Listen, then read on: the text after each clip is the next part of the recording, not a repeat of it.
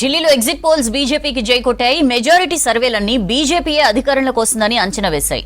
BJP 35 నుంచి 40 స్థానాలు గెలుస్తుందని, ఆమ్ ఆద్మీ పార్టీ 20 నుంచి 30 చోట్ల గెలుస్తుందని చెప్పింది. ఇక కాంగ్రెస్ 2-3 సీట్లు గెలిచే ఛాన్స్ ఉందని సర్వేలు చెప్తున్నాయి.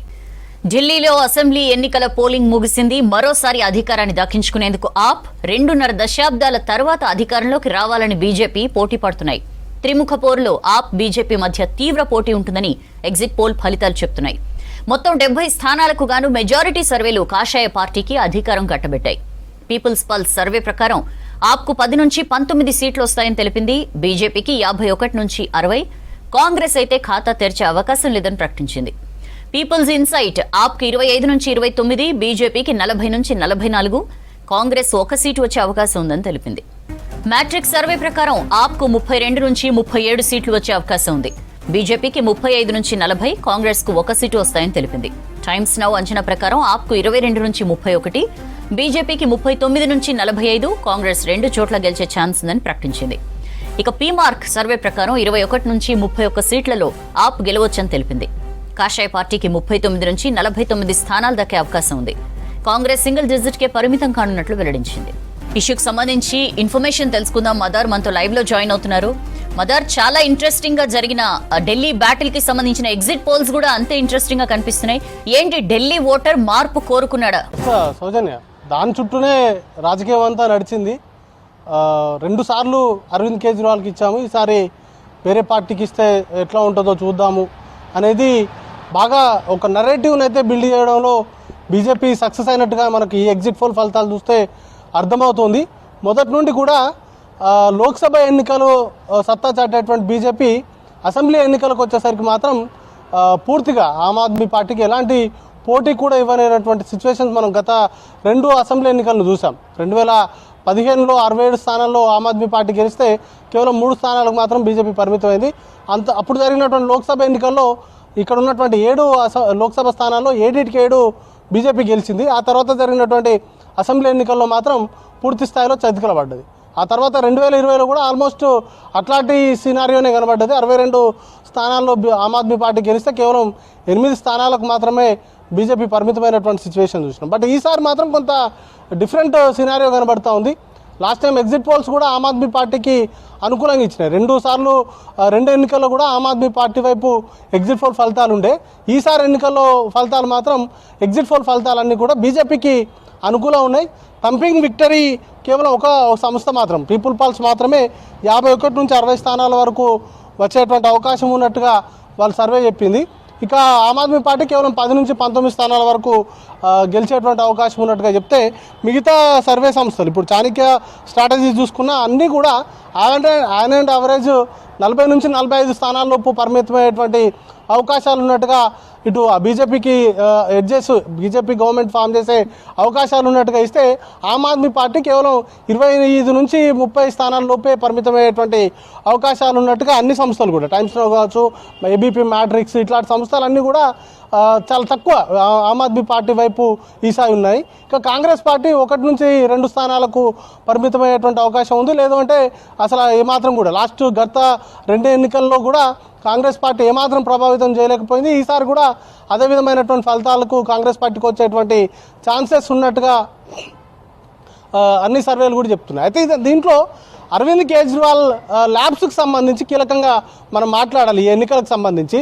ఎందుకంటే ప్రచారంలో ఎక్కడ కూడా బీజేపీని దాటి బీజేపీకి ఒక పోటీ ఇవ్వగలిగే స్థాయిలో కూడా ప్రచారాన్ని నిర్వహించలేకపోయారు. అంతకుముందు ఎప్పుడు అసెంబ్లీ ఎన్నికలు జరిగినా ఆమ్ ఆద్మీ పార్టీకి సంబంధించిన హవా అనేది చాలా క్లియర్గా కనబడుతుండేది.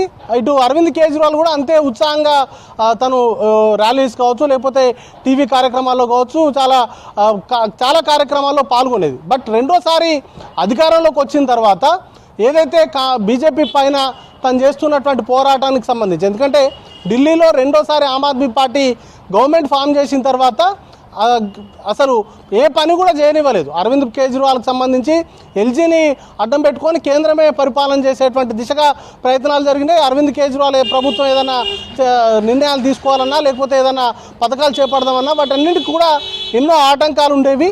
వాటిని ఆయన ఎక్స్పోజ్ చేసేటువంటి క్రమంలో చాలా సందర్భాల్లో నన్ను ఇక్కడ బీజేపీ పని చేయనివ్వట్లేదు, లేకపోతే ప్రతి పనికి ఎల్జీ అడ్డుకుంటున్నాడు, లేకపోతే అడ్డం పడుతున్నారు అనేది ఆయన ప్రజల్లోకి బలంగా తీసుకెళ్లారు. ఇప్పుడు అదే ఆయనకు మైనస్ అయినట్లుగా ప్రచారం జరుగుతోంది. ఎందుకంటే గెలిచినా, ఒకవేళ అరవింద్ కేజ్రీవాల్ గెలిచినా తనను కేంద్రం ఎట్లాగూ పని చేయనివ్వదు. అట్లాంటి సందర్భంలో బీజేపీకి ఓటు వేస్తే బెటర్ కదా. ఇప్పుడు కేంద్రంలో అధికారంలో ఉంది బీజేపీ, ఇక్కడ రాష్ట్రంలో గెలిస్తే బీజేపీ ఏదైనా చేస్తుందేమో అనేటువంటి నరేటివ్ బిల్డప్లో ఇది కూడా ఒక అంశంగా మారేటువంటి అవకాశం ఉందనేది రాజకీయ వర్గాల్లో చర్చ నడుస్తోంది. దాన్ని ఆయన కూడా, ఆమ్ ఆద్మీ పార్టీ కూడా చాలా ఎక్కువగా ప్రజల్లోకి తీసుకెళ్లేటువంటి ప్రయత్నం గతంలో చేసింది. ఇప్పుడు అదే బూమరాంగ్ అయ్యి ఆమ్ ఆద్మీ పార్టీకి చుట్టుకునేటువంటి అవకాశాలు ఉన్నట్టుగా రాజకీయ వర్గాల్లో చర్చ నడుస్తూ ఉంది. బట్ చూడాల్సి ఉంటుంది. ఎగ్జిట్ పోల్స్ ఫలితాలు ఎప్పుడు కూడా ఎగ్జాక్ట్ పోల్ ఫలితాలుగా మారుతాయా లేదా అనేది ఎవరు కూడా చెప్పరు. ఎందుకంటే తీసుకునేటువంటి శాంపిల్ సైజు చాలా తక్కువగా ఉంటుంది. కేవలం 50,000 లోపో లేకపోతే 20,000 లోపో శాంపిల్ సైజ్ తీసుకొని, అది కూడా ఉదయం నుంచి సాయంత్రం వరకు జరిగేటువంటి అన్ని అంశాలను దృష్టిలో ఉంచుకొని ఈ సర్వేకి సంబంధించినటువంటి ఫలితాలు అనేది కూడా చెప్తూ ఉంటారు. కాబట్టి అది గతంలో హర్యానాకు సంబంధించి మనం ఎగ్జాంపుల్గా చూడొచ్చు. హర్యానాలో కాంగ్రెస్ పార్టీ థంపింగ్ మెజార్టీ తోటి గవర్నమెంట్ ఫామ్ చేయబోతుంది అనేటువంటి అనేక అంచనాలు వచ్చాయి. బట్ ఎగ్జాక్ట్ ఫలితాలు కౌంటింగ్ మొదలుపెట్టిన తర్వాత ఫలితాలు అనేది కూడా తారుమారైనటువంటి సిచ్యువేషన్ చూసినాం. మధ్యప్రదేశ్లో కూడా ఇట్లాంటి సినారియోనే కనబడ్డది. సో ఓవరాల్గా ఎగ్జిట్ పోల్ ఫలితాలు ఒక అంచనాకు రావడానికి పనికొస్తాయి, కానీ అవి ఎగ్జాక్ట్ ఫలితాలుగా మారుతాయా లేదా అనేది చెప్పలేము. కానీ ఇప్పుడున్నటువంటి ఈ ఫలితాలను మాత్రం విశ్లేషించుకుంటే మాత్రం ఖచ్చితంగా ఆమ్ ఆద్మీ పార్టీకి సంబంధించిన స్వయం కృపరాధాలే ఎక్కువగా ఉన్నాయి. ఆ పార్టీ చేసినటువంటి ప్రచారాలు కావచ్చు, లేకపోతే పార్టీ అంతకుముందు బీజేపీ పైన చేసినటువంటి ప్రచారాలు కావచ్చు, ఆ పార్టీకే తగిలేటువంటి దిశగా జరిగాయి అనేది మాత్రం స్పష్టంగా అర్థమవుతోంది. సౌజన్య, మదర్, సరే మనం ఎగ్జిట్ పోల్స్ వరకే మాట్లాడుకుంటే యాజ్ ఆఫ్ నౌ కనిపిస్తున్న నెంబర్స్ని బట్టి ఏమర్థం చేసుకోవచ్చు అంటే, మీరు ఇందాక చెప్తూ ముందే చేతులు ఎత్తేసిన సిచ్యుయేషన్లా కనిపించింది ఆమ్ ఆద్మీ పార్టీ పరిస్థితి. ఎస్పెషల్లీ లిక్కర్ స్కామ్ ఒకటి, అంటే అవినీతి మచ్చ, అసలు క్లీన్ పాలిటిక్స్ చేస్తామని చెప్పి వచ్చిన పార్టీ మీద అవినీతి మచ్చపడడం ఒకటి, అండ్ శీష్ మహల్ అని చెప్పి ఏదైతే సీఎం ఇంటికి సంబంధించి బీజేపీ విస్తృతంగా ప్రచారం చేసిందో, ఆయన కోట్లు పెట్టి శీష్ మహల్ నిర్మించుకున్నాడని చెప్పి, ఇవన్నీ ఎట్లా చూశారు జనం? ఇవేమైనా కేజ్రీవాల్ వద్దు అని జనం అనుకోవడానికి కారణాలయ్యా? ఖచ్చితంగా సౌజన్య, లాస్ట్ టైం మీరు కూడా ఢిల్లీ ఎలక్షన్స్ కవర్ చేసి 2020 అంతకుముందు జరిగినటువంటి ఎన్నికలు కూడా, అప్పుడున్నటువంటి ఇమేజ్కు ఇప్పుడున్నటువంటి అరవింద్ కేజ్రీవాల్ ఇమేజ్కు చాలా వ్యత్యాసం ఉంది. సచ్చి ఇమాన్దార్ అనేటువంటి ట్యాగ్ తోటి తను రాజకీయాల్లోకి వచ్చారు. వాటి చుట్టూనే అవినీతి లేని పాలన అందిస్తాననేటువంటి అంశం కావచ్చు, లేకపోతే సామాన్యుడు, ఆమె పార్టీయే ఆమ్ ఆద్మీ, సామాన్యుడి అస్త్రంగా తను పార్టీ పెట్టాడు. బట్ ఆ తర్వాత రెండోసారి అధికారంలోకి వచ్చిన తర్వాత అరవింద్ కేజ్రీవాల్లో చాలా మార్పు కనపడింది అనేది ప్రధానంగా ఢిల్లీ ఓటర్లు భావిస్తున్నారు. కీలకంగా శీష్ మహల్కు సంబంధించిన అంశాన్ని బీజేపీ పార్టీ చాలా విస్తృతంగా ప్రచారం చేసింది. దానికంటే ముందు కొత్తగా సీఎంగా అతిషి నియామకం చేపట్టిన తర్వాత, తను ప్రమాణ స్వీకారం చేసిన తర్వాత అసలు తను అందులోకి వెళ్ళలేదు. తను అందులోకి వెళ్ళేటువంటి అవకాశం కూడా ఇవ్వలేదు. తనకు అరవింద్ కేజ్రీవాల్ నివాసాన్ని కేటాయించలేదు. ఆ తర్వాతనే అసలు ఆ శీష్ మహల్, అరవింద్ కేజ్రీవాల్ అఫీషియల్ రెసిడెన్స్, అంటే సీఎం అఫీషియల్ రెసిడెన్స్లో ఏముంది ఏంటి అనేది బీజేపీకి సంబంధించిన సోషల్ మీడియా మాధ్యమాలు కావచ్చు, లేకపోతే బీజేపీకి సంబంధించిన నేతలు కావచ్చు, ఒక వీడియోని విడుదల చేశారు. దాంట్లో స్విమ్మింగ్ పూలు, లేకపోతే జిమ్ము, ఇట్లాంటివన్నీ ఇంటీరియర్ డిజైనింగ్ కావచ్చు, వీటన్నింటికి కోట్ల రూపాయలు ఖర్చు పెట్టాడు అనేది ప్రధానంగా ఆయన పైన చేసినటువంటి ఆరోపణ. దాంట్లో చాలా వరకు కూడా వీడియోస్లో ఆ శీష్ మహల్లో ఉన్నటువంటి అంశాలను జనంలోకి భారీగా తీసుకెళ్లారు. అరవింద్ కేజ్రీవాల్ ఒకప్పటి అరవింద్ కేజ్రీవాల్ కాదు, ఇప్పుడు తను మారాడు, ఆడంబరాలకు పోయాడు. ఆడంబరాల్లో భాగంగా ఎక్కువగా శీష్ మహల్ కోసం ఖర్చులు పెట్టారు, ప్రజలకు సంబంధించినటువంటి ధనాన్ని దుర్వినియోగం చేశారు, దానికి సంబంధించినటువంటి అంశాలు, మినీ బార్ ఉందంటూ కూడా ఒక దశలో ప్రచారం చేశారు. అయితే దాన్ని సక్సెస్ఫుల్గా కౌంటర్ చేయడంలో ఆమ్ ఆద్మీ పార్టీ అంత సక్సెస్ కాలేకపోయింది. దానికి సంబంధించి చలో శీష్ మహల్కు పిలుపునిచ్చినప్పటికీ ఆమ్ ఆద్మీ పార్టీ కేవలం బీజేపీ అరవింద్ కేజ్రీవాల్ ఇమేజ్ను డ్యామేజ్ చేయడానికి ప్రయత్నాలు చేస్తుంది అనేటువంటి ఆరోపణలు చేస్తూ దాన్ని వాస్తవాలు చూపెడదాం, ప్రజల్లోకి తీసుకెళ్దాం అంటూ శీష్ మహల్కు తీసుకెళ్తామంటూ మీడియాతో పాటు శీష్ మహల్ దగ్గరకు వెళ్ళినటువంటి సందర్భంలో వారిని ఎవరిని కూడా అలో చేయలేదు. అంటే వాస్తవంగా లోపల ఏముంది చూపించాలని ఆమ్ ఆద్మీ పార్టీ అనుకున్నప్పటికీ అది సాధ్యం కాలేకపోయింది. కానీ బీజేపీ అప్పటికే దాన్నే ప్రచారాస్త్రంగా చేసుకొని ఓ శీష్ మహల్ హోర్డింగ్స్ కావచ్చు, లేకపోతే అరవింద్ కేజ్రీవాల్ వ్యవహార శైలికి సంబంధించి ముఖ్యంగా ఏ క్లీన్ ఇమేజ్ కోసం అవినీతి రహిత పాలనకు సంబంధించి తాను పరిపాలన అందిస్తానని చెప్తూ అది ఇటు రాజకీయాల్లోకి వచ్చారో దానిలో కీలకంగా 2 అంశాలు. ఇటు అరవింద్ కేజ్రీవాల్తో సహా మనీష్ సిసోడియాకి సంబంధించి స్కూల్స్ హాస్పిటల్స్కి సంబంధించి ఆయన చాలా సంస్కరణలు తీసుకొచ్చారు. స్కూల్స్కు సంబంధించి ఆయన విద్యాశాఖ మంత్రిగా ఉన్నప్పుడు ఆయన తీసుకొచ్చినటువంటి రిఫార్మ్స్ తోటే ఢిల్లీలో స్కూల్స్ అన్ని కూడా బాగుపడ్డాయి అనేటువంటి ఇమేజ్ ఉండే. బట్ లిక్కర్ స్కామ్లో ఎప్పుడైతే మొదట అరవింద్ కేజ్రీవాల్ కంటే ముందు మనీష్ సిసోడియా అరెస్ట్ అయ్యారు, ఆయన కంటే ముందు సత్యేంద్ర జైన్ ఈడీ కేసులో ఒక వేరే కేసులో ఆయన అరెస్ట్ అయ్యాడు. దాంతోపాటు అరవింద్ కేజ్రీవాల్, సంజయ్ సింగ్ లాంటి ఆమ్ ఆద్మీ పార్టీకి సంబంధించిన కీలక నేతల్ని అరెస్ట్ చేసి జైలుకు పంపించిన తర్వాత ఈ లిక్కర్ పాలసీ చుట్టూ జరిగినటువంటి వ్యవహారాలన్నీ కూడా ఢిల్లీ ప్రజల్లో చాలా రోజుల పాటు చర్చలో ఉంది. అది సుమారు 2-3 ఏళ్ల పాటు లిక్కర్ పాలసీకి సంబంధించి రోజు ఏదో ఒక వార్త బయటకు వచ్చేది. దానికి సంబంధించినటువంటి వ్యవహారాలన్నీ కూడా ఇంట్రెస్టింగ్గా జనాల్లో చర్చలో ఉంది. అది కాబట్టి వీటన్నింటి ఇంపాక్ట్ అనేది అరవింద్ కేజ్రీవాల్కి సంబంధించినటువంటి ఇమేజ్ పైన చాలా నెగిటివ్ ఇంపాక్ట్ అనేది చూపెట్టింది. దానిలో భాగంగానే ఈ ఎగ్జిట్ పోల్ ఫలితాలు అయితే దానికి ఇండికేషన్గానే మనం భావించాల్సి ఉంటుంది. సంక్షేమ పథకాలు వీటన్నింటికి సంబంధించి ఇప్పుడు ఒకవేళ వేరే గవర్నమెంట్ వచ్చినా ఇప్పుడు ఆల్మోస్ట్ 3 పార్టీలు కూడా సంక్షేమ పథకాలకు సంబంధించి ఆల్మోస్ట్ అన్ని కూడా సేమ్ పథకాలు ఇచ్చినాయి. అరవింద్ కేజ్రీవాల్ పార్టీ 2100 ఇస్తా అంటే కాంగ్రెస్ పార్టీ అలాగే బీజేపీ నెలకి 2500 మహిళలకు ఇస్తామంటూ హామీ ఇచ్చింది. ఇక పెన్షన్లు కావచ్చు అవన్నీ కూడా పెంచుతామంటూ మిగతా 3 పార్టీలు కూడా సంక్షేమ పథకాలకు ఏమాత్రం లోటు లేకుండా ప్రతి ఒక్క అంశాన్ని కూడా దృష్టిలో ఉంచుకొని ఇచ్చింది. బట్ ఇమేజ్ విషయానికి వస్తే అరవింద్ కేజ్రీవాల్ని ఇంతవరకు ఏదైతే ఆమ్ ఆద్మీ పార్టీకి ప్లస్గా ఉన్నారో ఆయనకు ఇప్పుడు మారినటువంటి ఇమేజ్ అనేది అరవింద్ కేజ్రీవాల్ ఆమ్ ఆద్మీ పార్టీకి మైనస్ కాబోతుందా అనేది ఒక ఇంట్రెస్టింగ్ చర్చ నడుస్తూ ఉంది సౌజన్య. దీంతో పాటు మదర్ ఎస్పెషల్లీ ఇండి అలయన్స్ అని ఫామ్ చేశారు. ఇండి అలయన్స్ మనం యాంటీ బీజేపీ పార్టీలన్నీ ఒక ప్లాట్ఫామ్ అని చెప్పి అనుకున్నారు. ఇంత అనుకున్న తర్వాత మళ్ళీ ఢిల్లీలో ఆమ్ ఆద్మీ పార్టీ అండ్ కాంగ్రెస్ విడివిడిగా కంటెస్ట్ చేయడం కూడా చాలా ఇంట్రెస్టింగ్ ఫ్యాక్టర్గా కనిపించింది. కాంగ్రెస్ విడిగా కంటెస్ట్ చేయడం ఆమ్ ఆద్మీ పార్టీ అవకాశాలకు ఏమైనా దెబ్బ కొట్టిందా? ఏం జరిగింది? కాంగ్రెస్ అండ్ ఆమ్ ఆద్మీ పార్టీ విడివిడిగా పోటీ చేసిన ఎఫెక్ట్ ఎలా కనిపించింది? డెఫినెట్లీ దాని ఇంపాక్ట్ చాలా ఉంటుంది. ఎందుకంటే హర్యానాలో కూడా 2 పార్టీలు కలిసి పోటీ చేస్తే బాగుంటుంది అనేటువంటి అభిప్రాయం వచ్చింది. మొదటి దశ ఒక దశ చర్చలు కూడా జరిగినాయి ఆ 2 పార్టీల మధ్య. బట్ అది పొత్తు జరగలేదు. అక్కడ కాంగ్రెస్ పార్టీ ఓడిపోవడానికి ఆమ్ ఆద్మీ పార్టీ అభ్యర్థులు కూడా ఒక కారణమయ్యారు. చాలా ఏరియాస్లో 2-3 వేల ఓట్ల చీలికలు అనేది ఆమ్ ఆద్మీ పార్టీ చీల్చగలిగింది. అదంతా కూడా బీజేపీకి ప్లస్ అయింది. వాయిస్ వర్సా సేమ్ ఢిల్లీలో కూడా కాంగ్రెస్ పార్టీ పొత్తుకు సంబంధించి 2 పార్టీల మధ్య టాక్స్ ఏం జరగలేదు. హర్యానా తోటి జరిగినటువంటి ఇష్యూస్ తోటి ఢిల్లీ పొత్తుకు సంబంధించి చర్చలు జరగలేదు. కానీ 2 వేరువేరుగా పోటీ చేయడంతో మైనార్టీ వర్గాలు, దళిత వర్గాలకు సంబంధించి మొదటి నుండి కాంగ్రెస్ పార్టీకి అనుబంధంగా ఉన్నటువంటి వర్గాలకు సంబంధించినటువంటి ఓట్లు ఢిల్లీకి సంబంధించి ఆమ్ ఆద్మీ పార్టీ ఓట్ బ్యాంక్ అంతా కూడా కాంగ్రెస్ పార్టీ నుంచి వచ్చింది. 2013లో కాంగ్రెస్ పార్టీకి ఉన్నటువంటి ఓట్ బ్యాంక్నే లక్ష్యంగా చేసుకొని కాంగ్రెస్కు వ్యతిరేకంగా ఆమ్ ఆద్మీ పార్టీ పట్టుకొచ్చింది. దానికి ఉన్నటువంటి కాంగ్రెస్ పార్టీకి ఉన్నటువంటి సొంతమైనటువంటి ఓట్ బ్యాంక్ని కాంగ్రెస్ పార్టీ ఆమ్ ఆద్మీ పార్టీ అప్పుడు చీల్చింది. ఆ పార్టీకి ఉన్నటువంటి బలంతో ఆమ్ ఆద్మీ పార్టీ అధికారంలోకి వచ్చింది. ఇప్పుడు ఆ వర్గాలను కాంగ్రెస్ పార్టీ కొంతమేరకు చీల్చింది అనేది ప్రధానంగా చర్చ నడుస్తోంది. ముఖ్యంగా మైనార్టీస్కి సంబంధించి లాస్ట్ టైం 83% వరకు మైనార్టీ ప్రజలు ఆమ్ ఆద్మీ పార్టీకి ఓటు వేస్తే ఈసారి అది 10 to 13% వరకు తగ్గింది అనేది ఒక రిపోర్ట్, ఒక స్టడీ చేస్తారు. 70% వరకు ఆమ్ ఆద్మీ పార్టీకి వెళ్ళింది అనేది చర్చ నడుస్తుంది. సో 13% ఓటు అనేది కూడా చాలా పెద్ద చేంజెస్కు కారణమయ్యేటువంటి అవకాశం ఉంటుంది. ఇక దళిత వర్గాలు, ఈ మిడిల్ క్లాసు లేకపోతే బిలో పవర్టీ లైన్ ఉన్నటువంటి పేద వర్గాలు, వీళ్ళలో కాంగ్రెస్ పార్టీకి ఉన్నటువంటి ఓటు బ్యాంక్ సహజంగా మొదటి నుండి అంటే 1998లో అధికారంలోకి వచ్చిన తర్వాత 2013 వరకు కూడా కాంగ్రెస్ పార్టీనే ఇక్కడ అధికారంలో ఉంది. సో అప్రత్యాశంగా ఉన్నటువంటి పార్టీకి సంబంధించి ఖచ్చితంగా ఈ ఎన్నికల్లో వారు కూడా సింగిల్గా పోటీ చేయడము, కాంగ్రెస్ పార్టీకి సంబంధించి 5 గ్యారెంటీలు అనౌన్స్ చేయడము, రాహుల్ గాంధీ, ప్రియాంక గాంధీ ఇట్లా లీడర్లందరూ కూడా ప్రచారం చేయడం, అది కూడా కాంగ్రెస్ పార్టీకి ఒక కాంగ్రెస్ ఇంటర్నల్గా మాట్లాడుతున్నటువంటి మాటల్లో ఒక 30 స్థానాల్లో కాంగ్రెస్ పార్టీ చాలా ఫోకస్గా పనిచేసింది.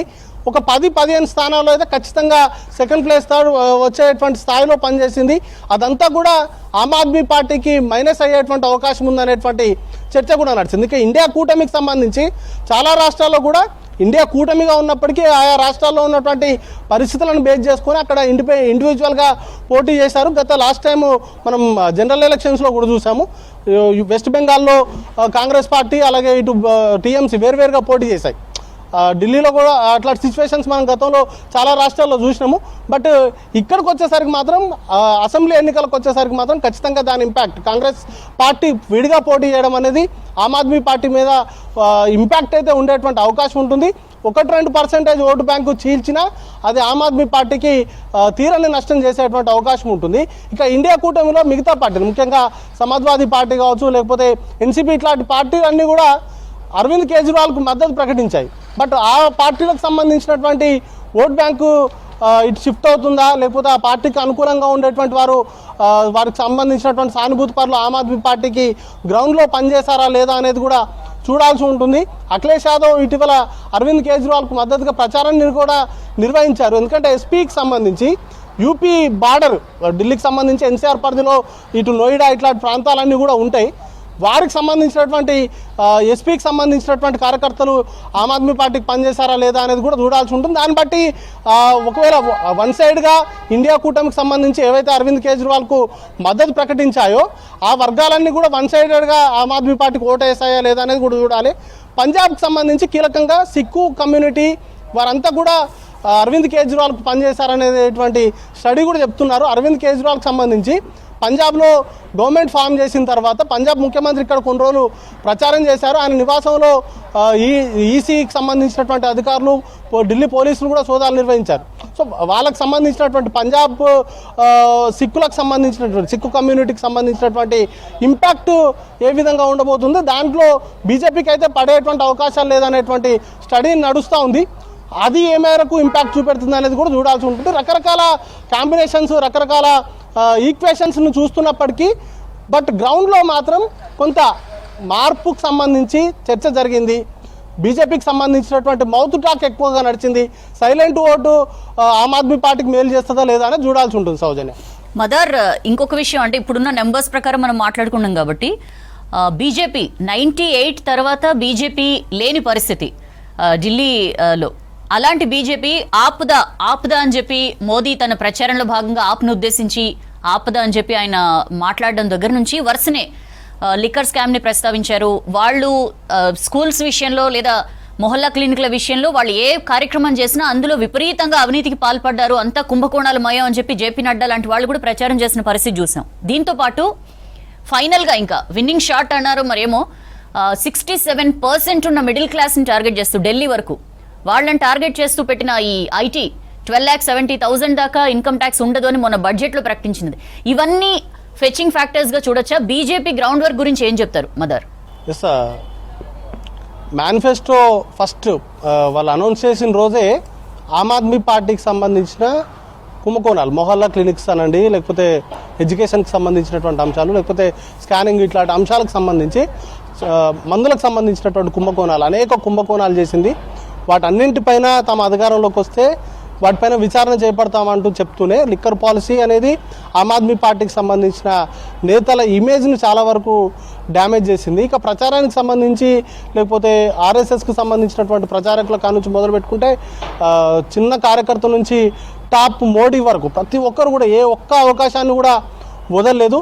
లాస్ట్ టైం ఆయన ప్రచారం చేసినటువంటి సందర్భంలో అయితే 3 సార్లు ఢిల్లీలో లోక్సభలో సెంట్ పర్సెంటేజ్ గెలిపించారు. 7 స్థానాలు ఉంటే 7 స్థానాలు గెలిపించారు. ఈ ఒక్కసారి మేము మీకు సేవ చేసేటువంటి అవకాశం, అసెంబ్లీలో సేవ చేసేటువంటి అవకాశం ఇవ్వండి అంటూ స్వయంగా ప్రధాని మోడీ స్థాయిలో ఉన్నటువంటి వ్యక్తి ఆయన ప్రచారం చేశారు. ఈరోజు కుంభమేళకి వెళ్ళి ఓటింగ్ జరుగుతున్నటువంటి ఒక దశలో ఉంటే ఆయన కుంభమేళకి వెళ్ళి పుణ్యస్థానాలు ఆచరించడం కావచ్చు, ఇవన్నీ కూడా ఓవరాల్గా ఆయన టార్గెటెడ్ ఓటింగా లేకపోతే ఏంటి అనేది పక్కన పెడితే ఒక ప్రతి అంశాన్ని అయితే ఆయన లైవ్లో ఉంచడానికే ప్రయత్నం జరిగింది. ఇటు పార్టీకి సంబంధించినటువంటి నాయకులు కావచ్చు, లేకపోతే గ్రౌండ్ లెవెల్లో ఆమ్ ఆద్మీ పార్టీకి ఉన్నటువంటి ఏదైతే అవినీతి రహిత పాలన అనేటువంటి అవినీతి సచ్చి ఇమాందార్ అనేటువంటి ఇమేజ్ నుంచి అరవింద్ కేజ్రీవాల్ని చాలా దూరం వరకు తీసుకెళ్లారు. లిక్కర్ పాలసీకి సంబంధించినటువంటి అరెస్ట్ అవ్వడం కావచ్చు, లేకపోతే ఆయన పార్టీలో ఉన్నటువంటి ఇతర నాయకులకు ఈడీ కేసులు, సిబిఐ కేసులు, ఇట్లాంటి కేసులలో చాలా వరకు వాళ్ళందరూ ఇరుక్కోవడము, లేకపోతే ఢిల్లీ రైట్స్లో కూడా ఆమ్ ఆద్మీ పార్టీకి సంబంధించిన వ్యక్తి ఎమ్మెల్యేలు లేకపోతే ఆ కార్పొరేటర్ల హస్తం ఉందనేటువంటి ప్రచారాన్ని కూడా చాలా వరకు సమర్థవంతంగా బీజేపీ నిర్వహించగలిగింది. ఇంకొకటి, ఒక నరేటివ్ బిల్డప్ చేయడంలో బీజేపీ ఎప్పుడూ సక్సెస్ అవుతూనే ఉంటుంది. వాళ్ళ ప్రచారం కూడా ఆ విధంగానే ఉంది.